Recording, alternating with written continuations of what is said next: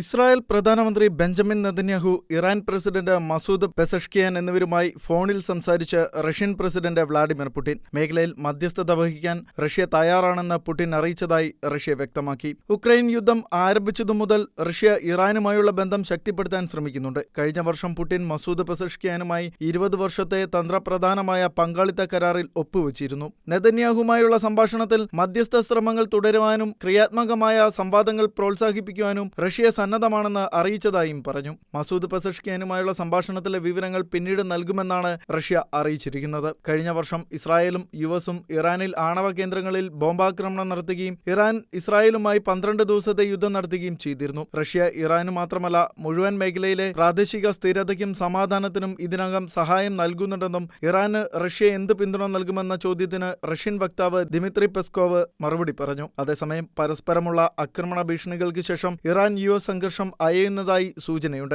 ജനകീയ പ്രക്ഷോഭത്തെ തുടർന്ന് പിടിയിലായവരെ തൂക്കിക്കൊല്ലുന്ന നടപടിയിൽ നിന്നും ഇറാൻ ഭരണകൂടം പിന്മാറിയതോടെയാണ് മേഖലയിലെ സംഘർഷ സാഹചര്യം കുറഞ്ഞത്. ഇറാന്റെ തീരുമാനത്തിൽ തനിക്ക് ബഹുമാനമുണ്ടെന്നും യുഎസ് പ്രസിഡന്റ് ഡൊണാൾഡ് ട്രംപ് അറിയിച്ചു. ഇന്നലെ നടക്കേണ്ടിയിരുന്ന 800-ലധികം വധശിക്ഷകളും ഇറാൻ നേതൃത്വം റദ്ദാക്കിയതായി താൻ അറിഞ്ഞെന്നും നടപടിക്ക് നന്ദിയുണ്ടെന്നും ട്രംപ് സമൂഹമാധ്യമമായ ട്രൂത്ത് സോഷ്യലിൽ കുറിച്ചു. International desk, Shehena news.